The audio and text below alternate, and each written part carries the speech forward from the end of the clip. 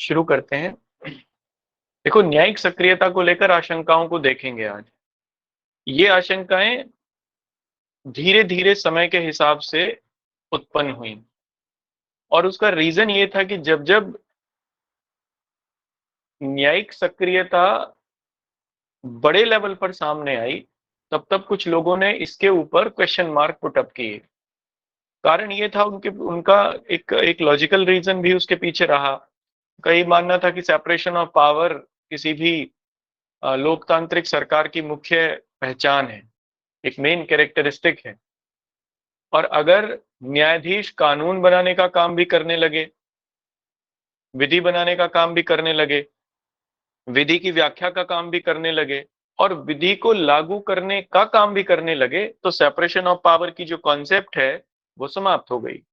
और ऐसे में एक ऐसी स्थिति बन सकती है, अगर इसे नहीं रोका गया तो जुडिशियल डिक्टेटरशिप उसे हम लोग कह सकते हैं, न्यायिक तानाशाही कह सकते हैं, कि न्यायालय किसी भी मामले को या किसी भी विधि को नल एंड वॉइड डिक्लेयर कर सकता है। इससे बेसिकली एक विधि शून्यता की स्थिति उत्पन्न होगी, एक पॉलिसी पैरालाइज उसके लिए वर्ड है वो, और सरकार काम नहीं कर पाएंगी अपने सही ढंग से जैसे उन्हें करना चाहिए।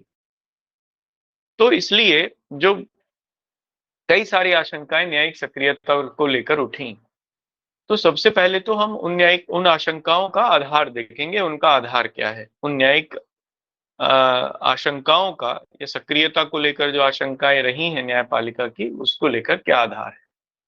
तो सबसे पहला तो मैंने कल जैसा बताया, एक विचारधारात्मक भय है लोगों में, विचारधारात्मक आशंका है। विचारधारात्मक आशंका वही है जो मैंने अभी आपको समझाई। मॉन्टेस्क्यू ने अपनी किताब द स्पिरिट ऑफ लॉज में साफ तौर पर इस चीज को परिभाषित किया। उन्होंने कहा किसी लोकतांत्रिक सरकार की, किसी डेमोक्रेटिक गवर्नमेंट की, या ऐसी सरकार की जिसमें लोगों का प्रतिनिधित्व है, सबसे पहली पहचान होती है सेपरेशन ऑफ पावर। और सेपरेशन ऑफ पावर से जो राज्य है वो टोटलिटेरियन स्टेट के रूप में नहीं कन्वर्ट होता। पूर्णता शाही या कह सकते हैं संपूर्णताशाही में वो स्टेट कन्वर्ट नहीं होगा, बदलेगा नहीं, क्योंकि शक्ति जो है वो एक जगह नहीं होगी, अलग अलग जगह होगी। और मॉन्टेस्क्यू ने अपनी किताब में इसकी बुराइयों को भी बताया है कि अगर टोटलिटेरियनिज्म रिजीम आ जाए तो उसकी क्या परेशानियां होंगी, क्या उसकी समस्याएं होंगी, ये भी साफ तौर पर बताया गया मॉन्टेस्क्यू ने।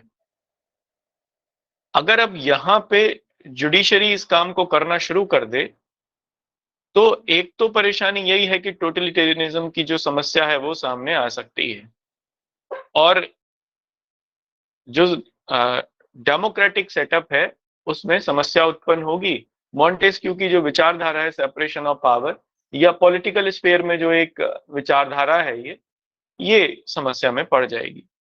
तो एक तो ये विचारधारात्मक भय है। तो सबसे पहला इसमें लिखिए विचारधारात्मक भय, इडियोलॉजिकल फियर, इडियोलॉजिकल फियर। ठीक है, इसमें लिखना मॉन्टेस्क्यू ने अपनी पुस्तक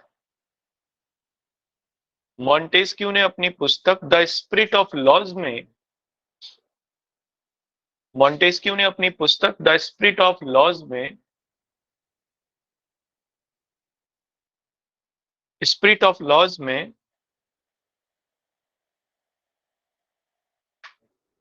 सरकार की शक्तियों को तीन भागों में विभाजित किया है। सरकार की शक्तियों को तीन भागों में विभाजित किया है। Montesquieu separate the power of the government into तीन ऑर्गन्स। पहला विधायिका, कार्यपालिका और फिर न्यायपालिका, लेजिस्लेचर, एग्जीक्यूटिव एंड जुडिशरी। ठीक है, 3 भागों में विभाजित कर दिया है। कंटिन्यूएशन में लिखना, यदि न्यायपालिका यदि न्यायपालिका उपरोक्त तीनों कार्यों को करने लगेगी, उपरोक्त तीनों कार्यों को करने लगेगी, तब संपूर्ण संपूर्णताशाही तब संपूर्णताशाही सरकार या संपूर्णताशाही न्यायपालिका, ऐसा लिखे सरकार ने, तब संपूर्णताशाही न्यायपालिका की उत्पत्ति होगी। If judiciary function if judiciary function the all three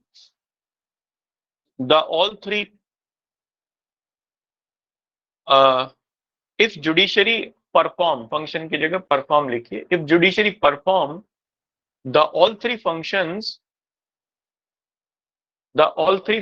of the government,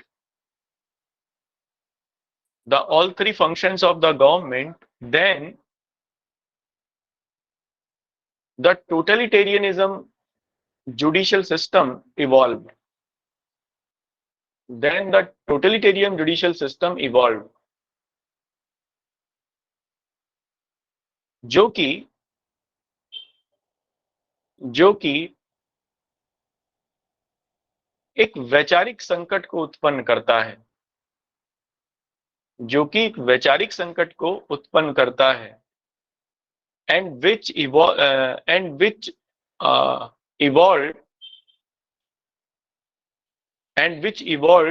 a ideological crisis,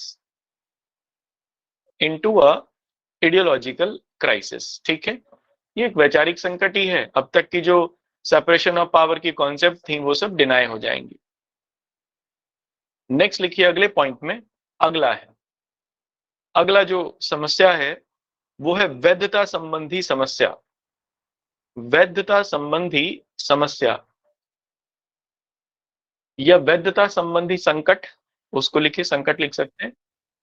अरे हेडिंग बनानी है।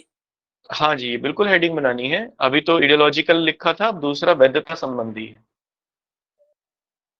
अब ये सब परेशानियां लिखी जा रही हैं न्यायिक सक्रियता को लेकर, कौन कौन सी लोगों की समस्याएं हैं, या जूरिस्ट जितने भी थे उन्होंने क्या क्या इसके बारे में सोचा, न्यायिक सक्रियता के बारे में, कि ये कौन कौन सी परेशानियों को लेकर आ सकता है अगर इसे रेगुलेट ना किया गया तो नेक्स्ट है वैधता संबंधी संकट, इसको अंग्रेजी में लिखिए लेजिटिमेसी क्राइसिस, ठीक है।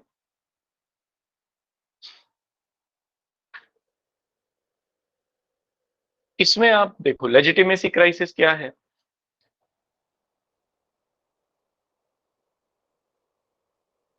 सरकार के तीनों ऑर्गन्स को अलग अलग काम दिए गए। न्यायपालिका का काम कानून की व्याख्या करना है, ये बताना है कि कानून क्या है, व्हाट इज लॉ, ये बताने का काम न्यायपालिका का है। लेकिन अगर न्यायपालिका विधि बनाने का काम भी करने लगे और कार्यपालिका को आदेश देने का काम भी करने लगे तो फिर ये वैधता का संकट हो गया, लेजिटिमेसी का क्राइसिस हो गया। लेजिटिमेसी का क्राइसिस इसलिए हो गया क्योंकि जो काम न्यायपालिका को सौंपा गया वो उस काम के दायरे को पार करके दूसरे अंगों में भी हस्तक्षेप कर रही है, तो अब उसकी जो लेजिटिमेसी है वो नहीं रह गई। एग्जाम्पल, किसी को कोई काम दे दिया गया कि आपको ये दायित्व है, आपका ये पूरा करना है।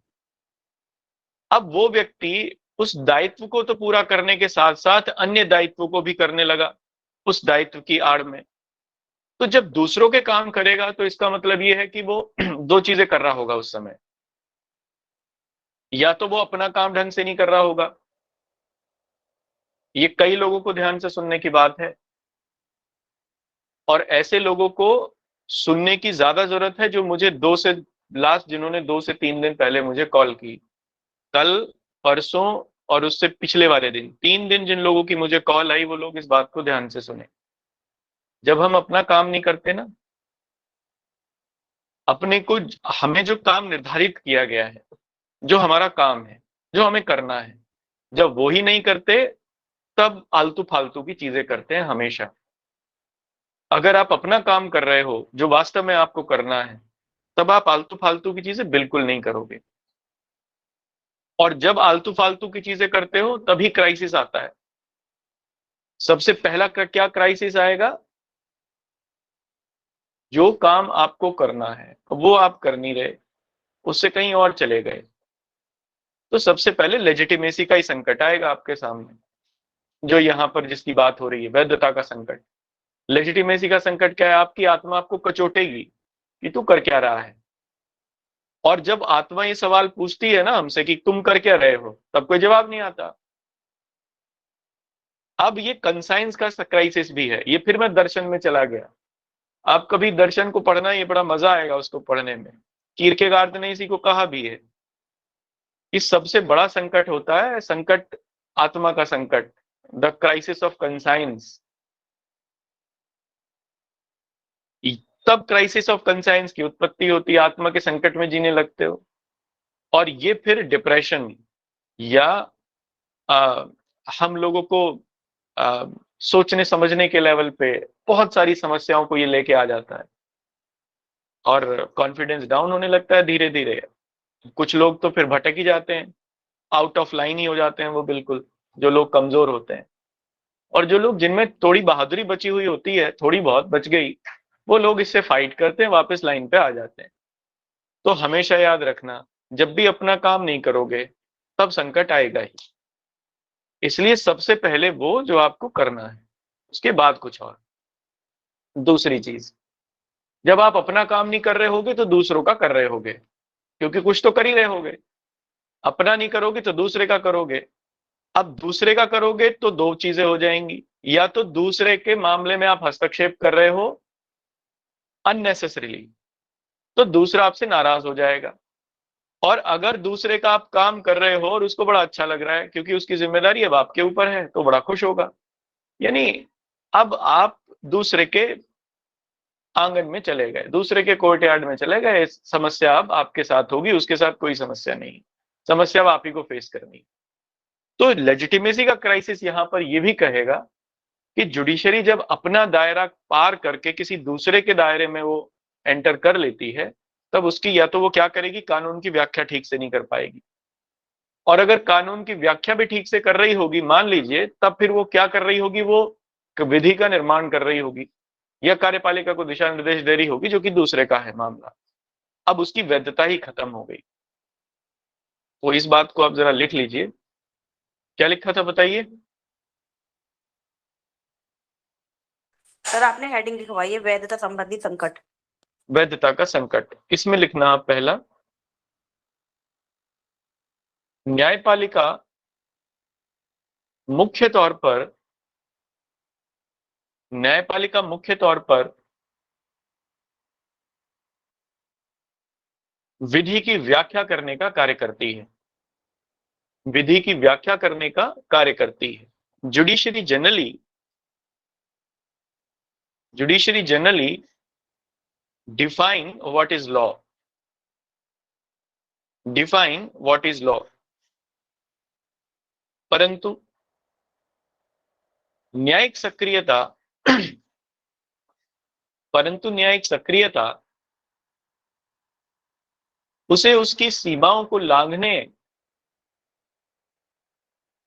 परंतु न्यायिक सक्रियता उसे उसकी सीमाओं को लांघने के लिए प्रेरित करती है।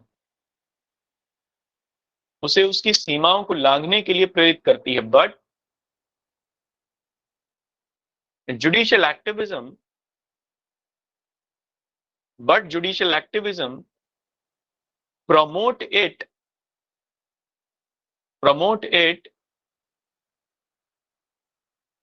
to overpass its limitations। इस प्रकार न्यायपालिका के समक्ष वैधता का संकट भी उत्पन्न होता है। न्यायपालिका के समक्ष वैधता का संकट भी उत्पन्न होता है। एंड सो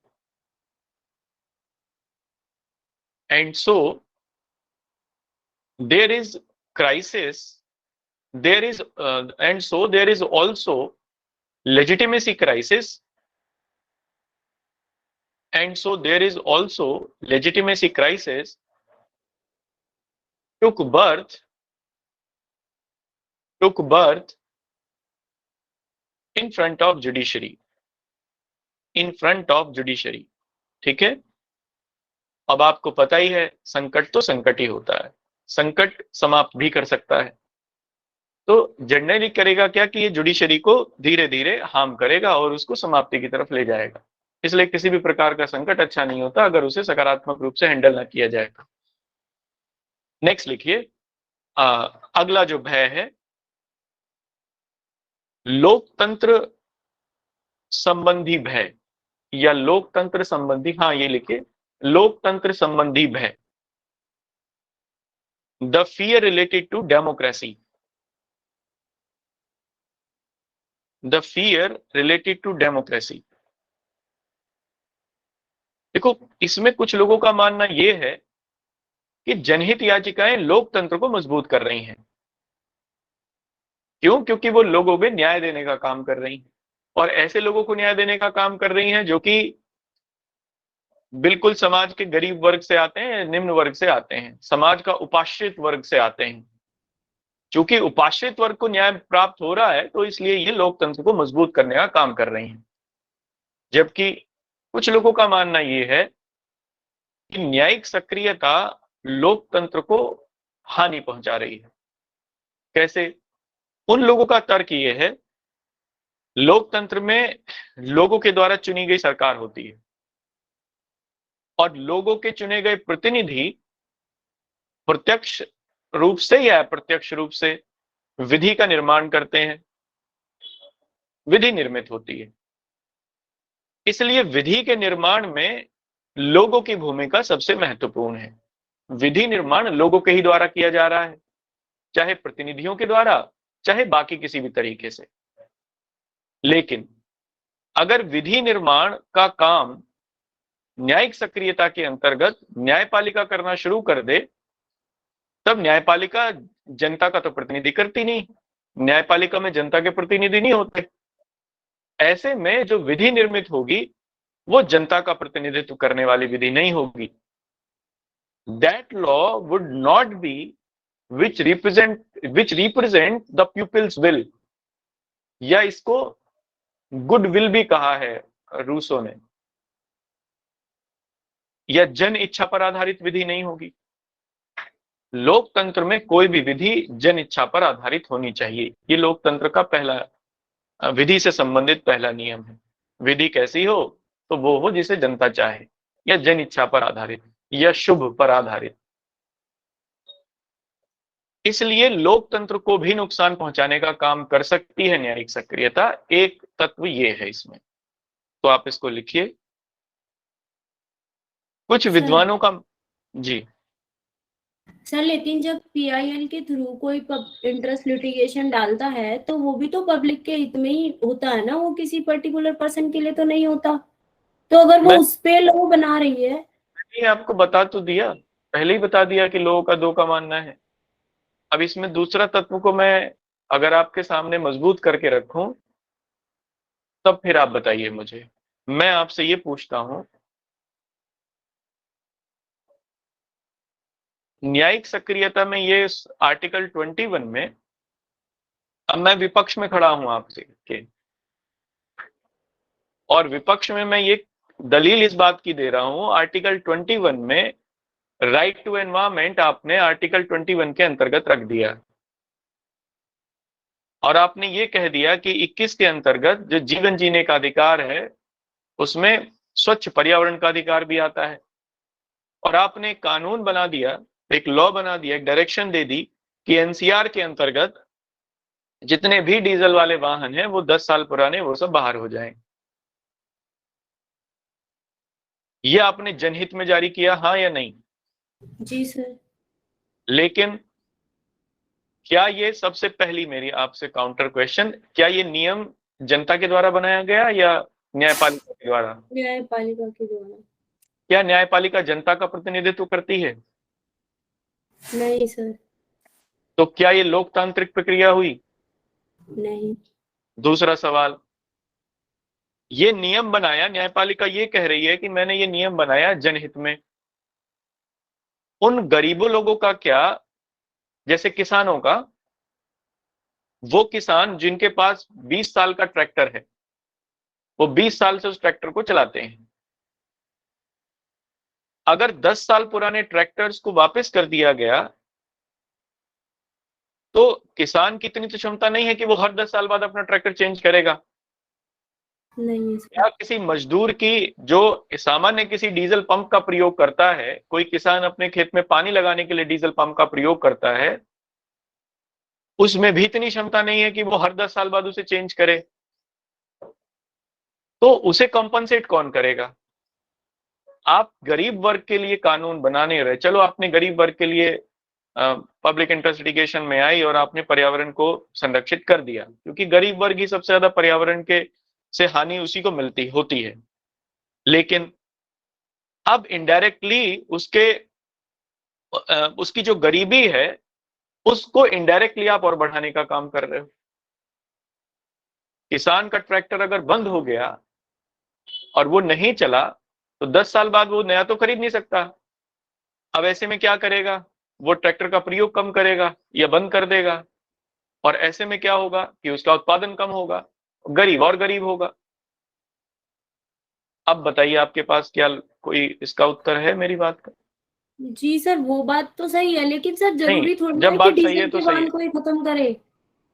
अरे पर्यावरण को ही तो संरक्षित करना है, उसके लिए डीजल वाहनों को बंद ना करके कुछ और ऐसे काम करे जिससे गरीबों पर भी इफेक्ट ना पड़े। वो आप तो ना, सही है, वो तो हुआ है सर, और इफेक्ट भी पड़ा है सबके ऊपर। आप समझ ही नहीं पाए मैंने क्या कहा, क्योंकि लोगों को तो हानि होगी। आपका ध्यान ही नहीं था वहां जहां मैं समझा रहा था। मेरे कहने का मतलब कुल मिला के ये है, आपका ये तर्क था, मैंने सर्वोच्च न्यायालय का तर्क रखा उसमें। आपका तर्क नहीं, मैंने सर्वोच्च न्यायालय का तर्क रखा आर्टिकल 21 को एक्सपेंड करने के कॉन्टेक्स्ट में, और उसमें जिसमें उन्होंने पर्यावरण संरक्षण को मौलिक अधिकार से जोड़ के और एक एनसीआर में गाइडलाइन जारी कर दी। मैंने उसके विरोध में आपको बात प्रस्तुत करी, मैं उसके विरोध में मैंने आपको तर्क दिया। मैं न्यायालय को तर्क दे रहा हूं इसके विरोध में। क्या मेरा तर्क लेजिटिमेट नहीं है, ये बताइए मुझे। तो वो से बात नहीं होती। तर्क क्या मेरा वैध है या नहीं है? मेरा तर्क वैध है। इसलिए इसलिए जब न्यायपालिका, अब इसमें, अब ये मेरा तर्क अवैध कब होगा? मेरा तर्क अवैध तब होगा, यही मेरा तर्क अवैध तब माना जाएगा जब इस प्रकार की कोई विधि विधायिका बनाए, सेंट्रल गवर्नमेंट, संसद इस प्रकार की कोई विधि बना दे कि देश में जो 10 साल पुराने वाहन हैं, डीजल वाहन, वो नहीं चलेंगे। तब ये तर्क मेरा अवैध हो जाएगा। क्यों? क्योंकि मेरे द्वारा चुने गए लोगों ने, मेरे जनप्रतिनिधियों ने वो विधि बनाई, और चूंकि मेरे द्वारा चुने हुए विधि लोगों ने वो विधि बनाई, इसलिए उसमें उसका हिस्सा विधि का मैं भी हूं, चाहे अप्रत्यक्ष रूप से ही हूं। तब मैं फिर उसमें तर्क नहीं दे सकता, मुझे वो पालन ही करना पड़ेगा। यानी अगर किसानों के फेवर में, या किसानों, ये विधि अगर बनाई गई, तो किसान इस बात का तर्क नहीं दे सकते कि जी हम तो गरीब हैं, हम कैसे चेंज करें इसको अब। क्यों? क्योंकि वो उन्हीं के चुने हुए प्रतिनिधियों ने बनाई है, तो दैट इज बिल्कुल right. Moral of the story, जब भी विधायिका अपना, कार्यपालिका अपना काम, न्यायपालिका अपना काम ना करके दूसरे के कामों में हस्तक्षेप करेगी, तब संकट उत्पन्न होगा, और वो क्राइसिस उसकी लेजिटिमेसी का क्राइसिस होगा। न्यायपालिका काम विधि बनाने का नहीं है, उसका काम विधि की व्याख्या करने का है। और अगर वो कोई विधि बना देती है, इस प्रकार की विधि बना देती है जो इलॉजिकल हो, या कह सकते हैं कि दूसरे के मामले में हस्तक्षेप हो, तब वो कॉमन गुड से ज्यादा कॉमन बैड करने लगती है। तब वो सर्व शुभ से ज्यादा सर्व अशुभ करने लगती है। जैसे यही वाला मामला मैंने आपको बताया। क्या न्यायपालिका ने स्टेट को, गवर्नमेंट को या स्टेट को इस कानून को बनाने से या इस केस लॉ को डिफाइन करने से पहले क्या स्टेट को ये डायरेक्शन दिए कि वो अपने सभी डीजल वाहनों को बदले 10 साल पुराने? नहीं दिए सबसे ज्यादा डीजल के लिए जो प्रयोग होता है, तो मैं वही आपको कह रहा हूं, आप कैसे उस चीज को वो कर सकते हो? तो न्यायपालिका इसमें ये कर सकती थी कि सबसे पहले स्टेट को ही, मैं पहले अपने कपड़े धोऊंगा ना सामने वाले को, तब कहूंगा कि तुम्हारे कपड़े गंदे हैं। अब मेरे कपड़े खुद गंदे हैं और मैं सामने वाले को कहूं यार तुम तो बड़े गंदे आदमी हो, क्या ये औचित्य सही है? फिट के आएंगे सर। अगर न्यायाधीश खुद डीजल के वाहनों को चला रहे हों तो क्या ये बहुत अच्छा लगेगा उनके लिए कहना? और वो तो न्यायाधीश हैं, क्या उनके लिए बहुत अच्छा होगा कि वो किसानों के लिए कहें कि नहीं जी आप ट्रैक्टर अपने चेंज करो हर 10वें साल? तो ये कोई तर्क नहीं हुआ, लॉजिकल चीजें हुई। और ऐसे में जब भी लॉजिकल आएगी तब वैधता का संकट होगा। अगर मैं आप लोगों को ये कहूं मेरे कपड़े तो गंदे हैं, और आप लोगों को कहूं नहीं जी अच्छे कपड़े पहनिए, साफ कपड़े पहनिए, रोज धोआ करिए, तो ये मेरे लिए वैधता का संकट हो गया। जो मैं स्वयं नहीं हूं वो आपको कैसे कह सकता हूं? सेम बात। खैर चलिए, ये तो इसलिए थोड़ा अपने समझ के दायरे को और विस्तृत करिए, तब चीजें और अच्छे से समझ में आएंगी। नेक्स्ट पॉइंट क्या लिखा था मैंने, ये बताइए क्या लिखवाया था? कुछ विद्वानों का तंत्र संबंधी भय। लोग इसमें कुछ पॉइंट हुआ था? नहीं सर, बस हेडिंग कुछ- लिखवाई, सर हेडिंग कुछ लिखवाई। विद्वानों का अच्छा, मानना इसमें लिखिए, चूंकि न्यायपालिका लोगों का प्रतिनिधित्व नहीं करती, चूंकि न्यायपालिका लोगों का प्रतिनिधित्व नहीं करती, लोगों का प्रतिनिधित्व नहीं करती, इसलिए वह विधि बनाने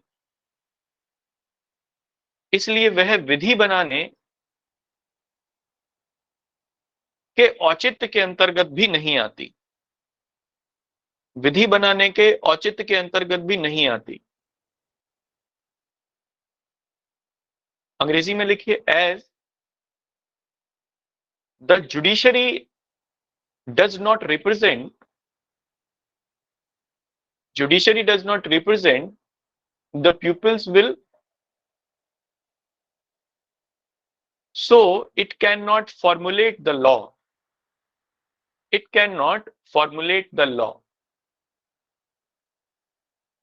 ठीक है। अब लोकतंत्र में क्या है? लोकतंत्र की सबसे पहली मांग यही है कि विधि कौन बनाए? लोग बनाए। वो काम कर रही है न्यायपालिका जो कि प्रतिनिधित्व करती लोगों का, तो लोकतंत्र के ऊपर संकट आ गया। तो लिखेंगे इस प्रकार यह लोकतांत्रिक संकट का भय उत्पन्न करता है, ऐसा लिखिए। इस प्रकार यह लोकतांत्रिक संकट का भी भय उत्पन्न करता है। And so it also generate the crisis of democracy, fear of democracy, and so it also generate the fear about the democracy. About लिखिए, about the democracy। ठीक है। तीसरा लिखिए, मतलब जो भी अब नंबर है, मीमांसात्मक भय। अब ये दर्शन है, फिलॉसफी है ये। मीमांसात्मक भय, एनालिटिकल क्राइसिस। हालांकि मीमांसा का मतलब एनालिटिकल ही नहीं होता केवल। मीमांसा हिंदी का शब्द है, अगर इसे सही मायने में अंग्रेजी में डिफाइन करें तो ब्रेन स्टॉर्मिंग एनालिसिस इसका सबसे बढ़िया शब्द होगा, लेकिन आप एनालिटिकल लिख लीजिए क्योंकि इतना कोई दिमाग लगाएगा नहीं और उसको पता नहीं क्या लगेगा। केवल आप एनालिटिकल लिख लीजिए, एनालिटिकल क्राइसिस। ठीक है। देखो, मीमांसात्मक भय क्या है? कभी कभी न्यायपालिका जनहित याचिकाओं के अंतर्गत ऐसे आदेश जारी कर देती है जिन आदेशों को देने में उसकी एक्सपर्टीज नहीं है। जैसे मान लीजिए अर्थव्यवस्था से संबंधित कोई उसने आदेश जारी कर दिया। अब जज अर्थशास्त्री तो नहीं होते, वो कैसे कर सकते हैं? या एक बड़ा शानदार मामला मुझे याद आ रहा है राफेल वाले मामले को लेकर, जब जनहित याचिका डाली गई कि कैसे 36 एयरक्राफ्ट की जो कीमत है वो $20 बिलियन से भी ऊपर हो गई, जबकि दूसरे देशों ने उससे 1/3 दाम में खरीदे एयरक्राफ्ट वही, तो भारत में उनकी कीमत इतनी तिगनी कैसे होके आई? और इसको लेके कई जनहित याचिकाएं डाली गई कि इसमें किकबैक्स हुए, सरकार ने पैसा खाया, ये सब चीजें हुई। जुडिशरी ने इस मामले को सुना। उस समय जुडिशरी ने बहुत ही सुलझे हुए तरीके से इस मामले को हैंडल किया मेरे अकॉर्डिंग। उन्होंने इंडियन एयरफोर्स से ही उन्होंने खुद कहा, जस्टिस केहर थे उस समय, उन्होंने खुद कहा हमारे पास एक्सपर्टीज नहीं है, क्योंकि सरकार ने ये कहा कि एयरक्राफ्ट इसलिए महंगे आए हैं क्योंकि हमने इनके साथ वेपन सिस्टम्स लिए हैं, और वो वेपन सिस्टम जो भी हैं वो सोफिस्टिकेटेड वेपन सिस्टम है, महंगे हैं, इसलिए एयरक्राफ्ट महंगे हैं। केवल एयरक्राफ्ट नहीं बल्कि उनके साथ पूरा पैकेज जो है वो हमने लिया है। अब उन सोफिस्टिकेटेड सिस्टम के बारे में अंडरस्टैंडिंग बनाना या उनको एनालिसिस करना, ये सब काम एक न्यायाधीश का नहीं है, वो समझ ही नहीं सकता। इसलिए जुडिशरी ने क्या किया, एक एक्सपर्ट पैनल बना दिया, और उस एक्सपर्ट पैनल में आईएएफ के ही लोग रखे गए, कुछ रिटायर थे, कुछ सर्विंग थे, और बाद में या कुछ हाईली जाने माने जो इंजीनियर्स थे उनको एयरफोर्स से रिलेटेड या एरोनॉटिक्स से रिलेटेड उनको रखा गया, और उनकी रिपोर्ट के आधार पर फिर न्यायालय ने फैसला दिया। ये एक बड़ा सही तरीका था। इसमें गलत क्या हो जाता, अगर विधायी न्यायपालिका बिना इस कमेटी को गठित किए केवल अपने आधार पर ही बात को सुन के और निर्णय दे देती, तब ये गलत होता, क्योंकि उनके पास एक्सपर्टीज नहीं है इस मामले की, एरोनॉटिक्स की उनको समझ नहीं है। तो ये एक मीमांसात्मक भय है कि कभी कभी न्यायपालिका ऐसे मामलों में हस्तक्षेप करके आदेश जारी कर देती है जिनके बारे में उसे नहीं पता होता। तो ये एक संकट है। तो लिखिए इसमें, इसके अंतर्गत यह भी प्रदर्शित हुआ है कि, या इस भय के अंतर्गत यह प्रदर्शित हुआ है कि कभी कभी न्यायपालिका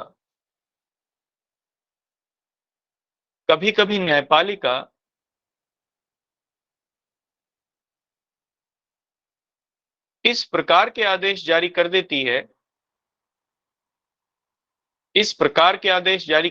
है, जिसमें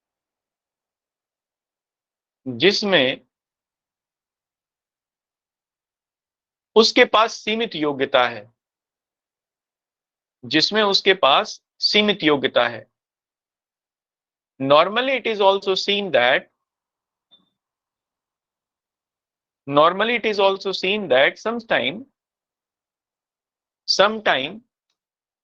judiciary passes such decision in which it has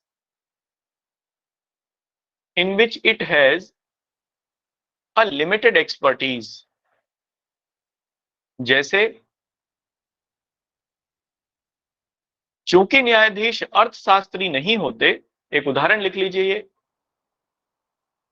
चूंकि न्यायाधीश अर्थशास्त्री नहीं होते, एज जस्टिस या जजेस लिखिए, एज जजेस वुड नॉट बी इकोनॉमिस्ट, अतः उन्हें अर्थव्यवस्था से संबंधित मामलों में हस्तक्षेप करने से बचना चाहिए। हस्तक्षेप करने से बचना चाहिए। So they must restrict itself, themself होगा। So they must restrict themselves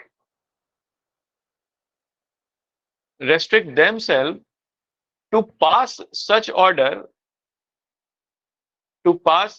order on economy, to pass such orders on economy। मेरी बात ये समझ में आई या नहीं आई, बताइए।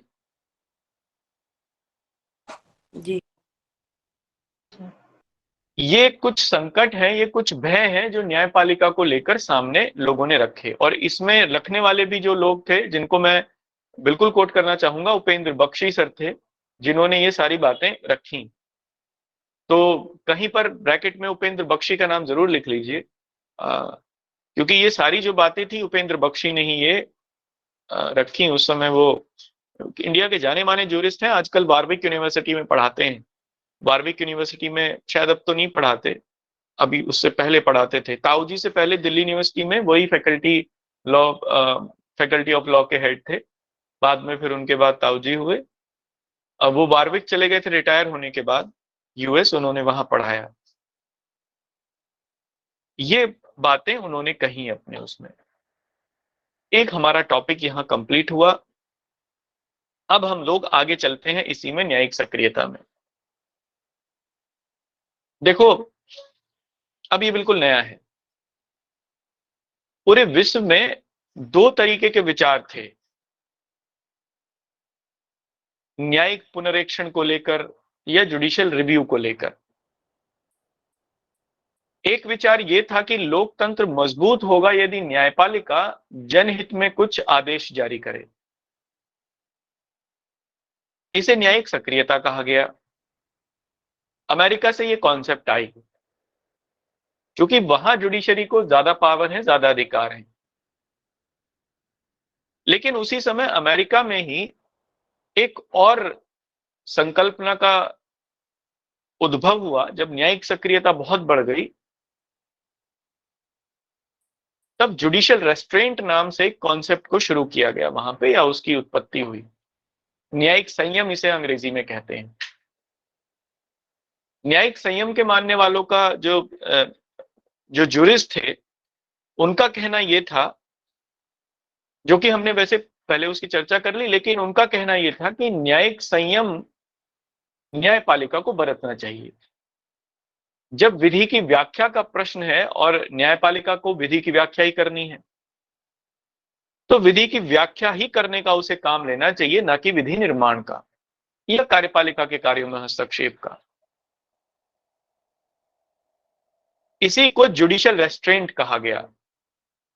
कुछ लोगों ने तर्क दिया कि इससे तो लोकतंत्र कमजोर होगा, क्योंकि अगर विधायिका और कार्यपालिका अपने काम ना करें, तब न्यायपालिका ही एक ऐसा ऑर्गन बचता है जो लोगों को बाकी ऑर्गन को ये रेगुलेट करने का काम कर सकता है न्याय की संकल्पना के अंतर्गत। तो न्यायिक संयम वाले लोगों का ये कहना था, मान लीजिए अगर विधायिका अपना काम नहीं करती, तब विधायकों को फिर से चुनाव लड़ना है, लोगों के न्यायालय में जाएंगे।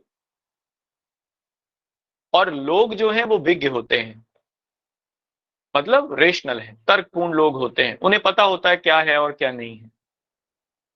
लोग उन्हें हरा देंगे, चुनाव हार जाएंगे, अगली बार दूसरे लोगों को चुनेंगे जो लोगों के लिए विधि बनाने का काम करेंगे या सक्रिय होंगे विधि बनाने में। तो न्यायपालिका को कोई भी जरूरत नहीं है विधायिका के काम में हस्तक्षेप करने की, क्योंकि लोगों की अदालत या जन अदालत अंतिम अदालत है लोकतंत्र के अंतर्गत। ऐसे ही कार्यपालिका में, अगर मान लीजिए कार्यपालिका अपना काम पूरी तरीके से नहीं करती, तो जो असंतोष है वो एक दबाव के रूप में कार्यपालिका के ऊपर आएगा, और कार्यपालिका उससे प्रेशराइज होगी, विधायिका प्रेशराइज होगी, कार्यपालिका को अपना काम करना ही पड़ेगा। इससे जो व्यवस्था है वो बनी रहेगी। इसलिए विधायिका को, न्यायपालिका को क्या करना चाहिए, स्वयं के ऊपर संयम बरतने का काम करना चाहिए। स्वयं के ऊपर वो संयम बरते, शक्ति बंटवारा, सेपरेशन ऑफ पावर, लेजिटिमेसी, जो विधायिक न्यायपालिका की है उसे बना के रखना चाहिए। इसी आइडियोलॉजी को सेल्फ रेस्ट्रेंट या जुडिशियल रेस्ट्रेंट कहा गया, न्यायिक संयम की अवधारणा कहा गया। ठीक है, समझ में आई ये बात, न्यायिक संयम क्या है? जी, किसको समझ में नहीं आया न्यायिक संयम? सर हमें कुछ कुछ समझ में आया। कुछ कुछ आया, सारा नहीं आया? कहाँ नहीं आया?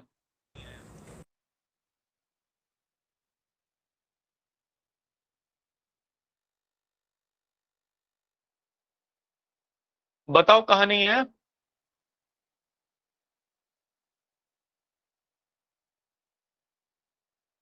देखो, प्लीज एक बार फिर एक्सप्लेन कर दीजिए सर, हमें तो मतलब संयम समझ में आ रहा है, बट जहाँ वो उससे जुडिशरी से मिल रहा है ना, जहाँ पे न्यायपालिका से मिल रहा है, और विधायिका कार्यपालिका का जो कार्य आप बता रहे हैं सर, वो देखो, कुछ लोगों का मानना ये था कि न्यायपालिका को विधायिका और कार्यपालिका के कार्यों में हस्तक्षेप नहीं करना चाहिए। ठीक है, कुछ लोगों ने आर्ग्यू किया इसके ऊपर। उन लोगों ने ये कहा क्यों नहीं करना चाहिए? अगर विधायिका और कार्यपालिका अपने काम को ना करें तो कौन करेगा? न्यायपालिका ही उन्हें डायरेक्ट करने का काम कर सकती है। तो जो न्यायिक संयम के प्रवक्ता थे, जुडिशियल रेस्ट्रेंट के जो प्रवक्ता थे या प्रमोटर थे, जो इस विचारधारा को आगे बढ़ा रहे थे, उन्होंने ये कहा न्यायिक संयम है क्या? न्यायिक संयम का मतलब पहले तो उसको समझो। न्यायिक संयम का मतलब ये है कि जब जुडिशरी कार्यपालिका और विधायिका के कामों में कोई हस्तक्षेप नहीं करती, सेपरेशन ऑफ पावर की कॉन्सेप्ट को फुल्ली फॉलो करती है और अपने औचित्य को बना के रखती है। इस कॉन्सेप्ट को हम लोग जुडिशियल रेस्ट्रेंट कहते हैं। क्लियर है ये बात? जी सर। किसको क्लियर नहीं है ये बात, ये बताइए।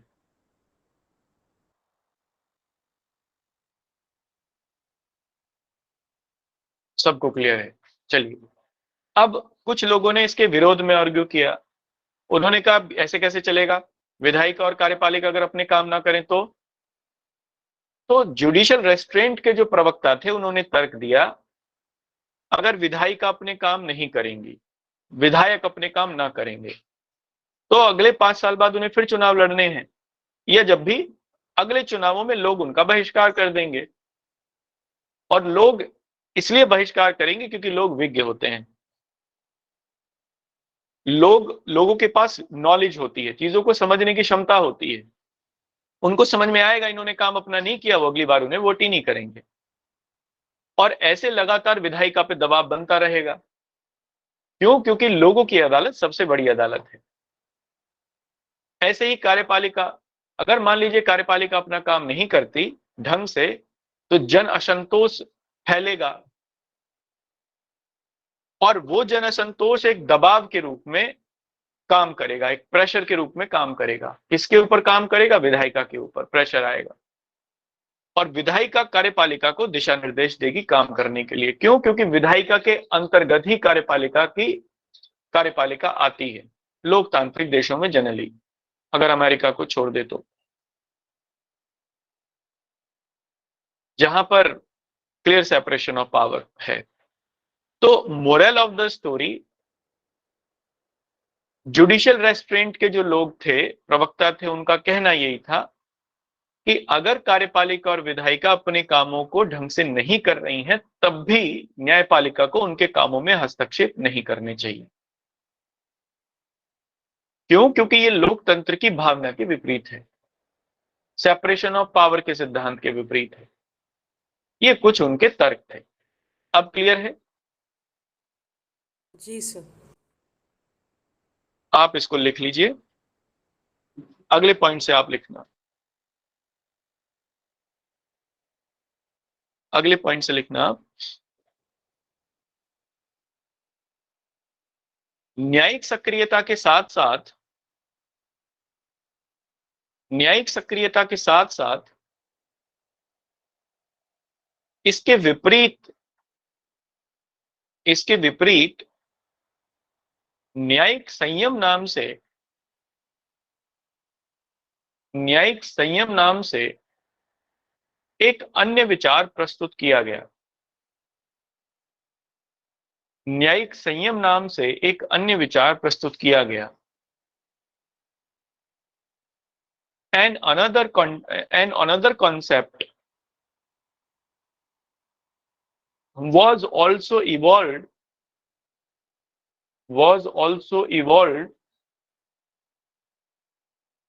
with the concept of judicial activism। इस संकल्पना को न्यायिक संयम कहा गया। इस संकल्पना को न्यायिक संयम कहा गया। And this concept was known as judicial restraint। judicial restraint।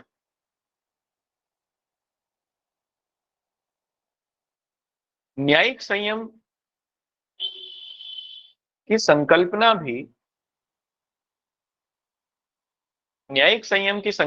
भी न्यायिक सक्रियता की तरह अमेरिका में उत्पन्न हुई। यूएसए में उत्पन्न हुई। The concept of judicial restaurant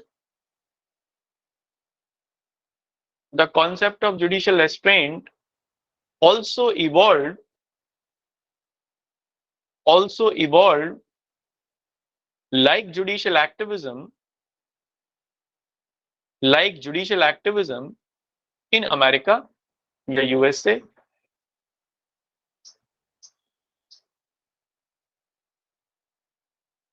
न्यायिक संयम के प्रवक्ताओं ने निम्न विचार रखे। न्यायिक संयम के प्रवक्ताओं ने निम्न तर्क रखे या विचार रखे, जो भी लिखना चाहे, निम्न तर्क अथवा विचार रखे। द प्रमोटर्स ऑफ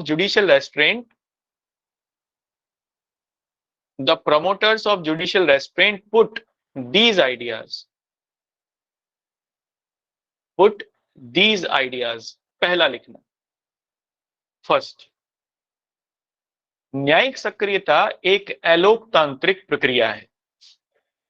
एक तो उन्होंने ये कहा, न्यायिक सक्रियता एक अलोकतांत्रिक प्रक्रिया है। जुडिशियल एक्टिविज्म इज बल्कि अन होगा, इज एन अनडेमोक्रेटिक प्रोसेस।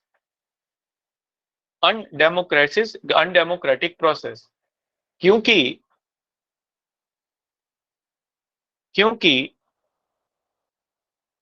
न्यायिक सक्रियता के अंतर्गत न्यायपालिका विधि निर्माण का कार्य भी करती है।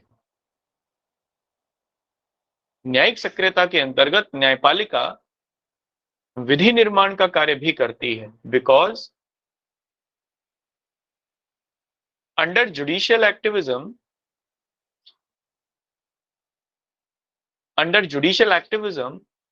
judiciary functions the work of,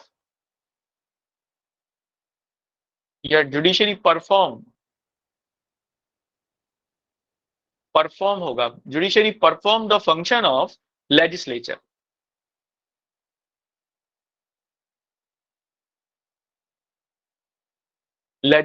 ठीक है। कंटिन्यूएशन में ही, चूंकि न्यायपालिका एक प्रतिनिधात्मक संस्था नहीं है,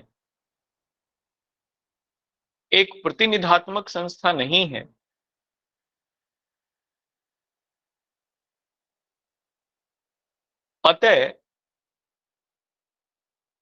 उसके द्वारा विधि निर्माण एक अलोकतांत्रिक प्रक्रिया है। सो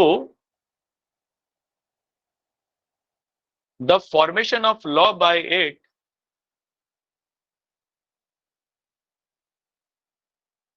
अच्छा, शायद गड़बड़ हो गई। अंग्रेजी वाले लास्ट पॉइंट बताओ, एक पॉइंट छूट गया उनका। क्या लिखा था लास्ट में अंग्रेजी वालों ने? Judicial activism is an undemocratic process because under judicial activism, judiciary perform the function of legislature. Judiciary is not, ये छूट गया है। Judiciary is not a representative body,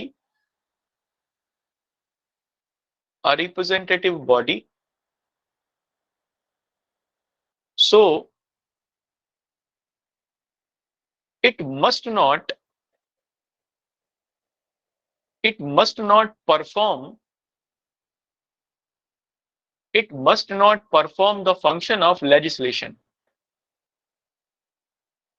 It must not perform the function of legislation.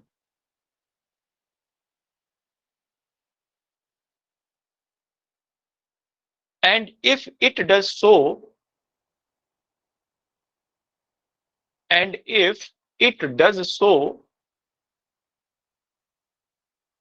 it is totally undemocratic.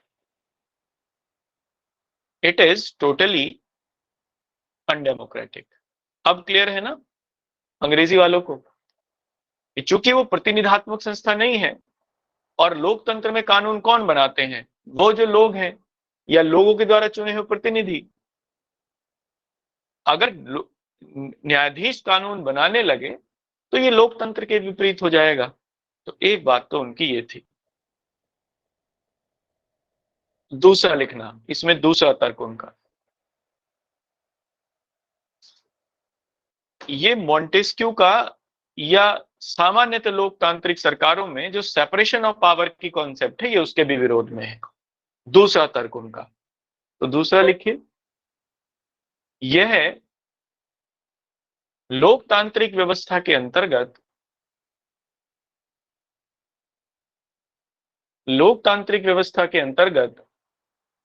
शक्ति पृथक्करण के सिद्धांत के विपरीत है। शक्ति पृथक्करण के सिद्धांत के विपरीत है। And it is also against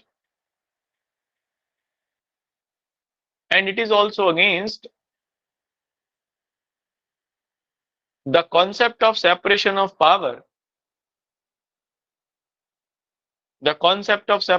power, in a democratic system. ठीक है। तीसरा लिखिए, देखो संविधान ने विधि बनाने का काम, किसी भी संविधान ने विधि बनाने का काम न्यायपालिका को नहीं दिया। विधि के निर्वचन का काम दिया है, उसे डिफाइन करने का काम दिया है। तो वैधानिक औचित्य भी नहीं है ये तो न्यायपालिका का, जब वो विधि बनाए। नेक्स्ट लिखिए, संविधान द्वारा विधि बनाने का कार्य विधायिका को प्रदान किया गया है। विधायिका को प्रदान किया गया है। Constitution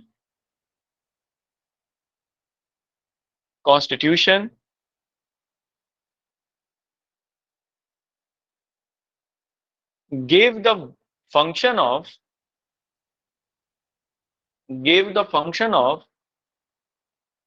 making laws to legislature. अतः यदि न्यायपालिका विधि निर्माण करती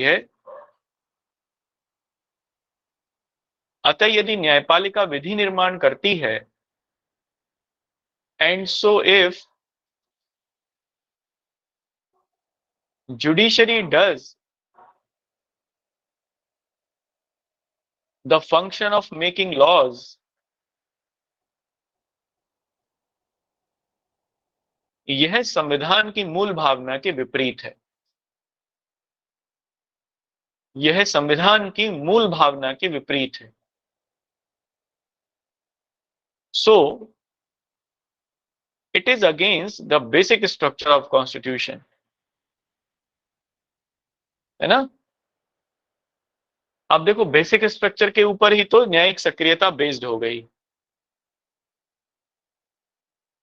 है ना। जुडिशियल जी एक्टिविज्म बेसिक स्ट्रक्चर की वजह से ही आया, बेसिक स्ट्रक्चर ने उसे प्रमोट किया। यही सवाल आया था इस बार यूपीएससी में, यूपीएससी के पेपर में, जीएस वाले पेपर में, ऑप्शनल वाले पेपर में, कि कैसे जुडिशियल रिव्यू ने, बेसिक स्ट्रक्चर ने, कैसे बेसिक स्ट्रक्चर ने जुडिशियल रिव्यू की पावर को एनहेंस किया है। तो जुडिशियल रिव्यू, बेसिक स्ट्रक्चर ने जुडिशियल रिव्यू को एनहेंस कर दिया। कैसे एनहेंस कर दिया? क्योंकि अब ये जुडिशरी के ऊपर निर्भर है, क्या बेसिक स्ट्रक्चर है इसको डिफाइन करने का काम किसका? जुडिशरी का। तो बेसिक स्ट्रक्चर वही है जो जुडिशरी कह दे, इसलिए उसकी जो शक्ति है वो बढ़ गई।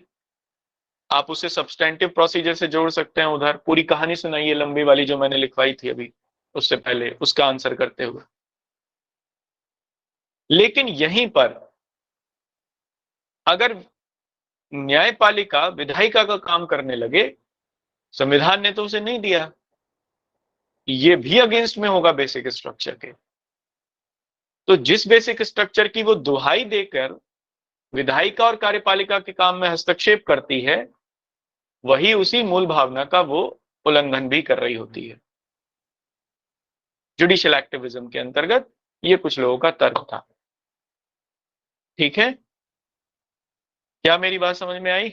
समझा पाया आपको? जी सर। जी सर।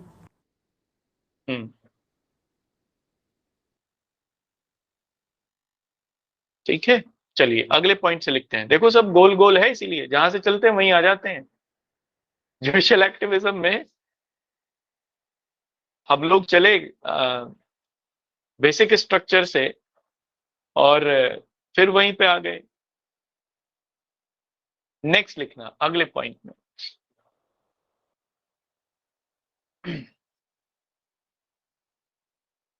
देखो कुछ लोगों का ये कहना भी था कि ये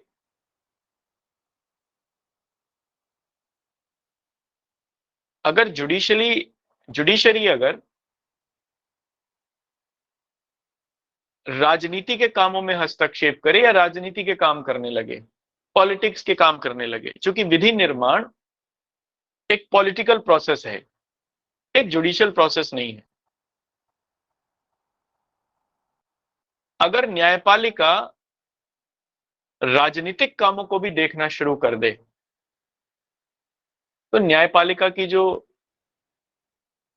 नैतिकता है या न्यायपालिका का जो नैतिक औचित्य है, मॉरल ऑथेंटिकेशन या मोरल लेजिटिमेसी, सही वर्ड उसके लिए मोरल लेजिटिमेसी, वो नीचे गिर जाएगी। क्योंकि राजनीति या पॉलिटिक्स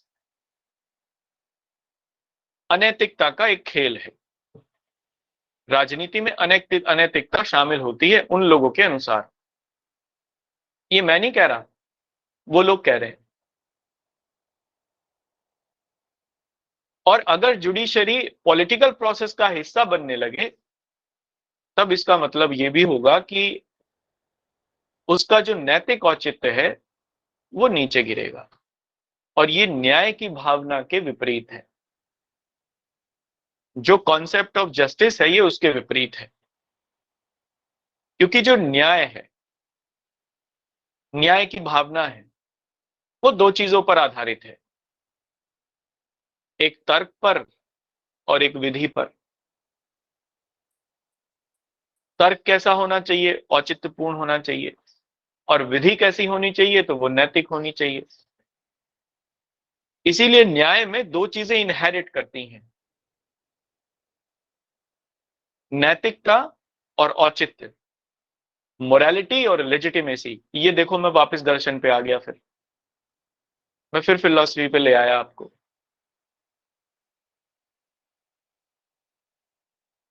इसीलिए अगर राजनीति के स्तर पे आ गया न्यायपालिका, पॉलिटिकल प्रोसेस को वो शामिल करने लगा अपने कामों में, या उस लेवल पे जाके काम करने लगा जहां पॉलिटिकल प्रोसेस आता है, तब फिर उसका नैतिक औचित्य समाप्त होगा और ये न्याय की भावना के ही विपरीत होगा। ये अंतिम संकल्पना थी, तो आप इसमें लिखिए। अच्छा ये बताओ, ये बात समझ में आई नहीं आई, ये बताओ पहले तो। कठिन है थोड़ी सी समझ में, क्योंकि इसमें दर्शन है, मैंने दर्शन को इसमें ऐड कर दिया। उन लोगों ने तो दर्शन की बात नहीं की, फिलॉसफी की बात नहीं की, ये तो मैंने ऐड किया है। ये मैं उनसे एक कदम आगे बढ़ गया इस सर चीज को डिफाइन करने में। सर एक बार उदाहरण देके समझा दीजिए। उदाहरण देके समझाता हूं, बिल्कुल। देखो, उन लोगों ने ये कहा कि राजनीतिक प्रक्रिया किसी भी देश में अनैतिकता को लिए हुए होती है, इमोरलिटी को लिए हुए होती है। जैसे अब देखो, इसमें मेरा कॉन्टेक्स्ट शामिल होगा। उन लोगों ने तो केवल इतनी बात की, जो उन लोगों ने की पहले तो मैं वो बताता हूं, उसके बाद मैं उसे और वास्ट करके आपको समझाने का प्रयास करता हूं क्या मामला है ये। उन लोगों ने ये कहा किसी भी देश में राजनीतिक प्रक्रिया, पॉलिटिकल प्रोसेस अनैतिक होती है, इमोरल होती है, जबकि जो न्यायपालिका है वो सकारात्मकता के ऊपर काम करती है, न्यायिक प्रक्रिया नैतिक होती है। वो ये कहते हैं अगर न्यायपालिका राजनीतिक प्रक्रिया में शामिल हो जाए, यानी विधि बनाने का काम करना शुरू कर दे, तब न्यायिक प्रक्रिया में भी अनैतिकता शामिल हो जाएगी। और अनैतिकता शामिल होगी तब फिर यह होगा कि जो न्याय की संकल्पना है वो प्राप्ति नहीं हो पाएगी, क्योंकि न्याय की संकल्पना सकारात्मक है। ये उन लोगों ने कहा। अब मैं इसको अपने लेवल पे आपको समझाता हूं, और इससे एक कदम आगे जाके जो वो लोग कहना चाह रहे थे उसको और डेप्थ में समझते हैं। मुझे ये बताइए, आप में से कितने लोग इस बात से सहमत हैं कि राजनीति एक अनैतिक प्रक्रिया होती है? राजनीति एक, जब आपसे पूछा जाए राजनीति शब्द आप सुने, राजनीति, तो ये पॉजिटिव वर्ड है या नेगेटिव वर्ड है? सर नेगेटिव वर्ड बताते हो सब। नेगेटिव। नेगेटिव क्यों आपको लगता है कि ये नेगेटिव है? सर नेगेटिव मतलब जब भी राजनीति की बात आती है ऐसे लगता है कि नेता लोग हैं और भ्रष्टाचार ही नेता करेंगे। खराब होते हैं? नहीं सर, कानून तो वही बनाते हैं। सर नेता खराब नहीं होते, जब वो गलत कार्य करते हैं जब वो खराब होते हैं। अब ये कैसे पता चले कि ये गलत कार्य कर रहा है? देखो, राजनीति एक नकारात्मक प्रक्रिया है, इसीलिए नकारात्मक प्रक्रिया किस लिए है?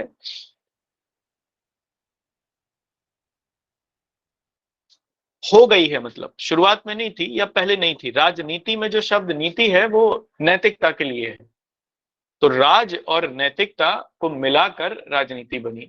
यानी वो राज्य जो नैतिकता पर आधारित हो, उस संकल्पना को हम लोग राजनीति कहते हैं, पॉलिटिक्स कहते हैं। लेकिन चूंकि राजनीति विषय है शक्ति को हासिल करने का या उसके ऊपर कब्जा करने का, पावर बार्गेनिंग का विषय है। राजनीति में क्या किया जाता है? राजनीति में शक्ति को हासिल किया जाता है। अब या तो उसे आप नैतिक तरीकों से हासिल कर लो या फिर छल और बल के माध्यम से हासिल कर लो। किसी भी चीज को अगर आप नैतिक तरीकों से लेना चाहेंगे तो उसमें एक समय लगेगा, वो प्रक्रिया लंबी है। लोग क्या करते हैं, उस चीज को हासिल करने के लिए अनैतिक माध्यमों का सहारा लेते हैं। जैसे आज हिंदू मुसलमान के नाम पे वोट मांग लेंगे आपसे, धर्म के नाम पे वोट मांग लेंगे, जाति के नाम पे वोट मांग लेंगे, दंगे करा देंगे, पाकिस्तान के ऊपर हमला करा देंगे। कुछ इस तरीके की जो बातें हैं वो उसमें आ जाती हैं, या ऐसा करा के हम लोग वोट मांग लेंगे। ये एक अनैतिक संकल्पना हो गई। एक नेगेटिव कॉन्सेप्ट हो गई। इसलिए राजनीति में अनैतिकता शामिल हो गई। राजनीति जो विषय हो गया वो अनैतिकता का हो गया, राजनीतिक प्रक्रिया जो हो गई वो अनैतिकता का विषय हो गई यथार्थ में, इन रियल में। जबकि इन कॉन्सेप्ट में वो वैसी नहीं है, इन कॉन्सेप्ट में वो सकारात्मक है। गांधी ने कहा ही कि नैतिकता विहीन राजनीति शव के समान है, उनका ये कोट है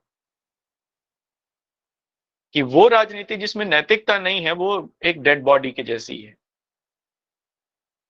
लेकिन अब अगर जुडिशरी क्या करना शुरू करे, जुडिशरी अगर इसमें ये करे कि राजनीतिक प्रक्रिया का हिस्सा बन जाए, यानी वो भी क्या करे, शक्ति को छीनने का काम करे और विधि बनाने का काम करे, और इस शक्ति को छीनने में वो छल और बल का प्रयोग करना शुरू करे, जो कि राजनीति में होता ही है।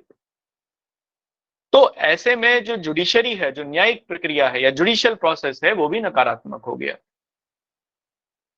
सकारात्मक नहीं हुआ, क्योंकि उसमें वो सब बुराइयां आ गई जो राजनीतिक प्रक्रम में पाई जाती हैं। छल और बल के माध्यम से शक्ति को छीन लेना या उसे हासिल कर लेना। इसीलिए राजनीति एक नकारात्मक अवधारणा हो गई यथार्थ में। जबकि अब ये मेरा तर्क है, जो न्यायिक प्रक्रिया है वो एक सकारात्मक अवधारणा है पूर्णतया। क्यों? क्योंकि वो न्याय के दर्शन पे आधारित है। जो न्याय है वो दो चीजों पे आधारित होता है। न्याय के दो भाग हैं, एक विधि और एक तर्क। विधि कैसी होनी चाहिए? तो विधि वो हो जो नैतिक हो, और नैतिकता के साथ साथ तर्कपूर्ण हो।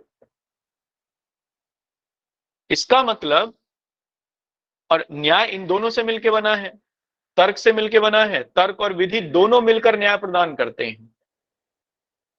मान लीजिए चाय बनानी है तो आपको उसमें दूध और चीनी डालनी पड़ेगी, मतलब चाय की पत्ती और चीनी डालनी पड़ेगी। कुछ लोग दूध के बिना भी पीते हैं तो उसे बाहर निकाल लेते हैं। तो चाय बनाने में आपको चाय की पत्ती और चीनी डालनी पड़ेगी। चाय तो हो गई न्याय, और चाय की पत्ती और जो चीनी है वो हो गई तर्क और नैतिकता। तो चाय तभी बनेगी जब चाय की पत्ती और चीनी डल जाए उसमें। इसका मतलब न्याय तभी प्राप्त होगा जब वो तर्क और नैतिकता के ऊपर या औचित्य के ऊपर निर्भर हो। इसीलिए वो सकारात्मक अवधारणा है। इसलिए न्याय कैसा होता है? न्याय तर्कपूर्ण होता है या तर्कपूर्ण नैतिकता के ऊपर आधारित होता है, रेशनल लेजिटिमेसी के ऊपर आधारित होता है न्याय। ये एक सकारात्मक संकल्पना है। तो अगर न्यायपालिका विधि निर्माण का काम करने लगे तब फिर वो नकारात्मक हो जाएगी। आया? जी सर, क्लियर। जी सर। तो आप इसे लिख लीजिए, जल्दी से लिखिए। क्या लिखा था इसमें? लिख लिया था क्या? ये क्या लिखा था इसमें? कुछ नहीं लिखा था, लिखिए इसे जल्दी से। राजनीतिक प्रक्रिया यथार्थ में, राजनीतिक प्रक्रिया यथार्थ में एक नकारात्मक अवधारणा मानी जाती है।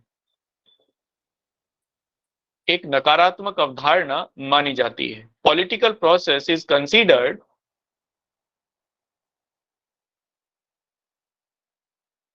A negative concept in realism या इन रियलिटी। रियलिज्म की जगह वर्ड रियलिटी लिखिए, इन रियलिटी। जबकि न्यायिक प्रक्रिया एक सकारात्मक अवधारणा है। while judicial process is a positive concept. सामान्यतः न्याय तर्क एवं औचित्यपूर्ण विधि पर निर्भर करता है। तर्क एवं औचित्यपूर्ण विधि पर निर्भर करता है। Generally justice belong to rationality and moral legitimacy. moral legitimacy. यदि न्यायपालिका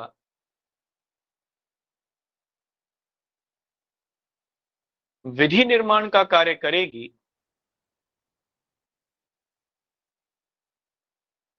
विधि निर्माण का कार्य करेगी, तब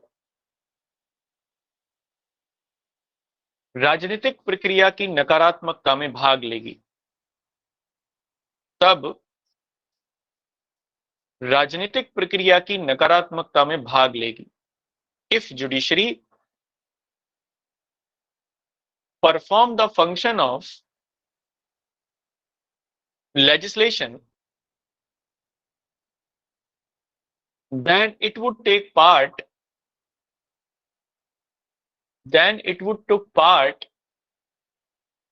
in the negative concept of judicial process, in the negative concept of political process. Then it would take part in the negative process, in the negative concept of political process.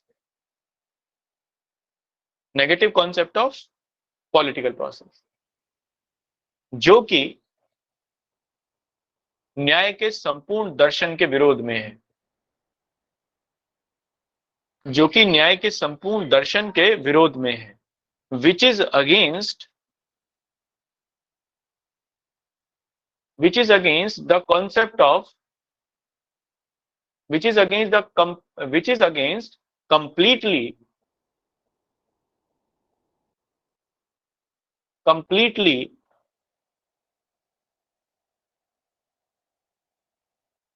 concept of judicial philosophy.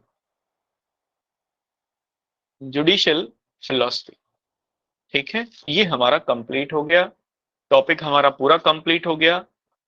मुझे बस इसमें आपको 2 case law लिखाने हैं। वो case laws वो हैं जिसमें एक सबसे लास्ट वाला है,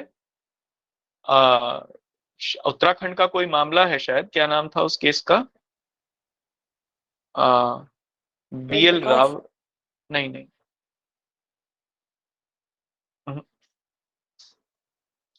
उस केस का नाम है बलवंत सिंह चौपाल शायद, हाँ, बलवंत सिंह चौपाल वर्सेस स्टेट ऑफ उत्तराखंड। उसमें इस मामले में 2010 का मामला है। इस मामले में पूरा जनहित याचिकाओं का जो प्रक्रिया है, दुरुपयोग से रोकने के लिए जो प्रक्रिया निर्धारित की वो कोर्ट ने की थी, तो दुरुपयोग रोकने की प्रक्रिया केवल और बची है जनहित याचिकाओं की। बाकी आपका ये पूरा टॉपिक कंप्लीट है जुडिशरी का। और इसमें बाकी क्या बचता है, तो अब जो बच जाता है वो प्रीलिमिनरी का बच जाता है। आर्टिकल्स 124 में क्या है, 124 1 2 3 4 5 और बाकी 25 26 27 आप उसको देखते रहेंगे। तो ये फिर एक ये और बचता है, बाकी हमारा कंप्लीट हो गया।